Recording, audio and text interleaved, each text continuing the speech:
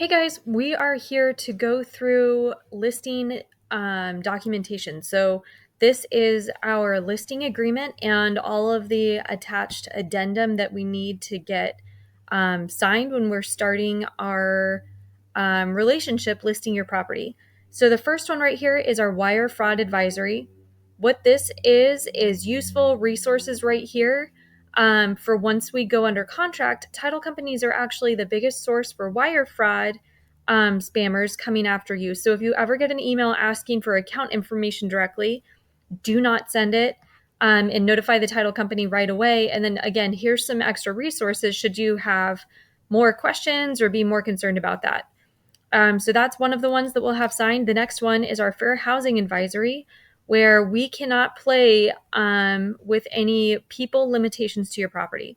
So if you tell me I don't want to live where the purple people are, we can't play that way. So we are not talking within those boundaries. That is illegal. And we will not be having that conversation at all. So here again are some of those extra things that we need to be very cognizant of as we go into this relationship. We will not be steering you into neighborhoods based on people factors. So again, we'll have you sign that one and extra links should you have more questions. Our next addendum is our market conditions advisory. This is our crystal ball addendum. I lost that dang crystal ball last week. So shoot, I don't know where the market is going next week.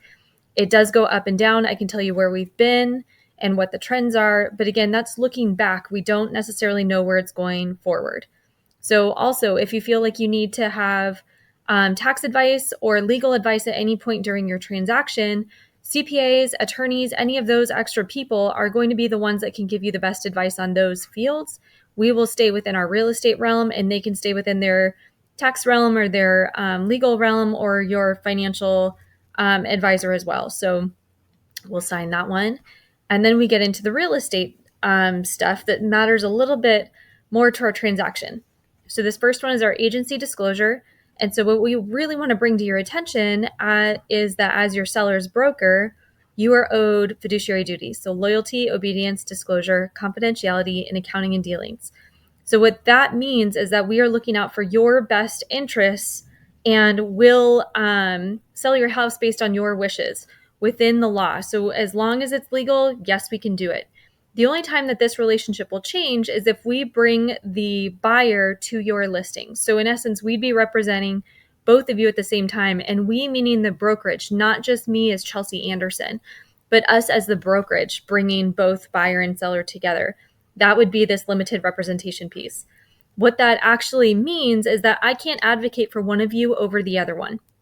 So what that might look like is we are listed at $300,000 and I'll go to those buyers and be like, the sellers will totally take $250,000 and I can't go to you with an offer lower than list price and be like, they'll totally pay more for this house. That in essence would be harming one of you over the other one.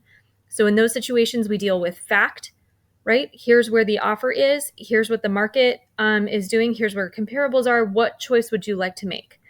So we still have those same, fiduciary duties. They do get a little bit construed in some of these where, again, I can't put one of your interests above the other one. So if you have challenges with this, let's talk about that in detail. I think it's silly to hire an agent and then not allow them to actually market the home for buyers and show it to them. So if that buyer then wants to write an offer on your house and you're not comfortable, we can certainly refer them to somebody outside of the brokerage so that you can still have all of your fiduciary duties and we can still advocate for you. But, it does happen and it's up to your comfort levels. So keep in mind that this agency does not start our compensation agreement. That will be inside the listing agreement. And we as the sellers will be representing the seller and we are going to market for potential buyers and then show them the property. Okay. Then our next one is going to be a little bit more detailed on what that limited representation or dual representation means. So depending on whether it's going through me directly or if there's two agents within the office, this will be filled out. And again, we cannot advocate for one over the other one. So this goes into a little bit of detail. We sign it here that we've discussed it and that you could potentially be open to that possibility down the road with a secondary conversation. we're jumping right into this listing agreement here. This is our last document to go over quickly. So we want to make sure that we have names right correctly here. And then we have our brokerage and then my name. And then if we have any co-agents, listing managers, any of that stuff, we sometimes add those guys in there depending on their role within the process. So we want to make sure we have the addresses right. Our assessor number comes from our tax records program, as does our legal description. So take a double check on that stuff, make sure we have it correct. Then we want to know if we're selling or renting the property, or are we offering it up as either one. We'll be putting the price here. And then we generally do our listing agreements for a period of 6 months. So you'll see those dates here. This is the start date, and this will be that expiration date. So we are also certifying as soon as you sign this that you have the legal and mental capacity to enter into the agreement to sell a property, specifically this property. So we do have to play by equal housing and fair housing rules. We talked about we cannot discriminate at all.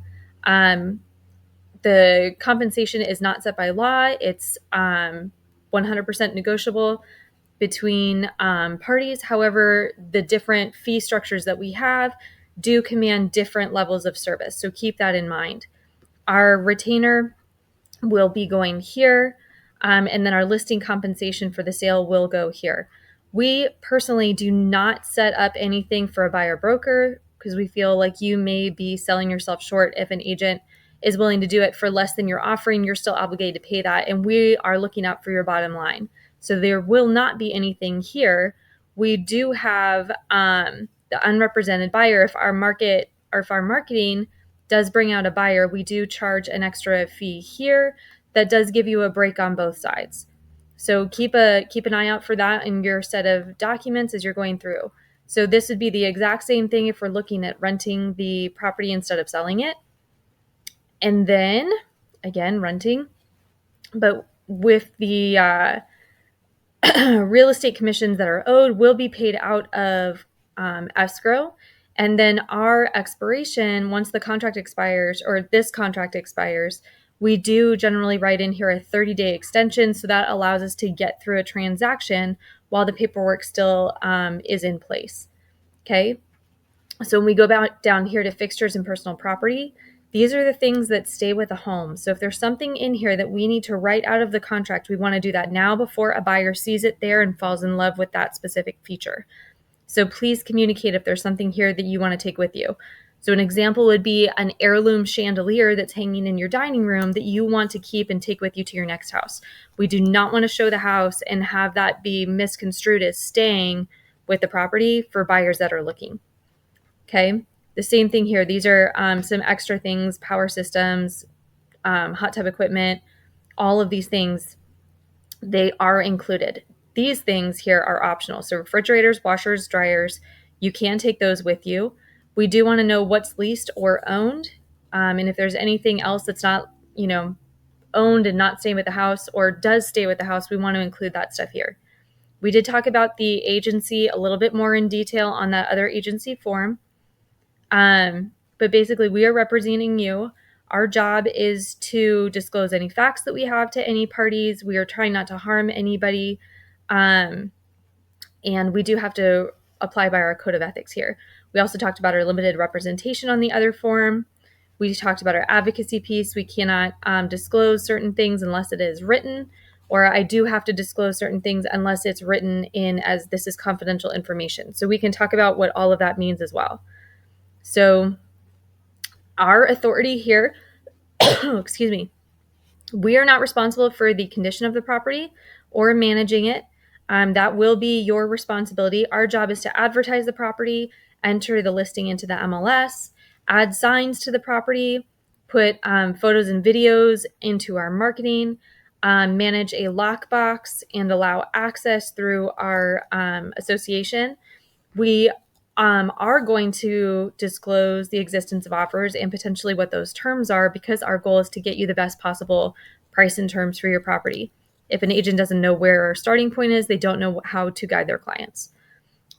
We are not going to check any of these. We do not want to lock ourselves into a formal backup offer. We want to keep our options open. So our owner obligations here is to provide access at reasonable times to prospective buyers and their agents. We're not responsible for the loss of damage to anything that's in the property, so keep that in mind.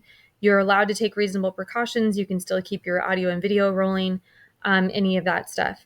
You do have disclosures that you will be making, and you need to make sure that that is true to the best of your knowledge.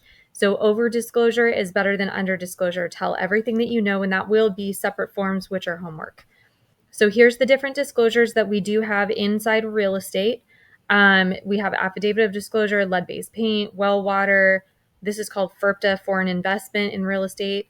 HOA, insurance claims history, leases, just a standard disclosure statement, solar addendums. I will say most properties have a SPUDS right here.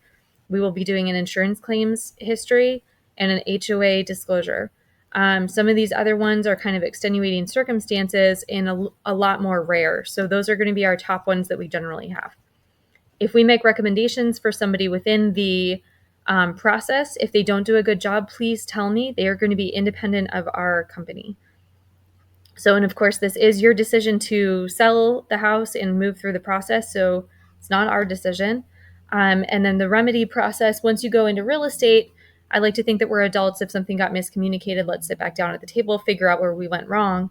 And then if we can't figure that out, we want to make sure that we're not holding your dreams hostage. But if we have to go up an escalation ladder, it goes to the broker level before it would go to mediation, and then it would go to arbitration. So you have to escalate through those stages.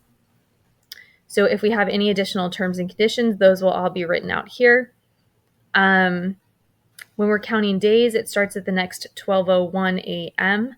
So when we talk about 5-day, 10-day, 3-day periods, today, whenever we talk about it as starting really and signing that document, it's going to be tomorrow is day one. So of course, copies and counterparts.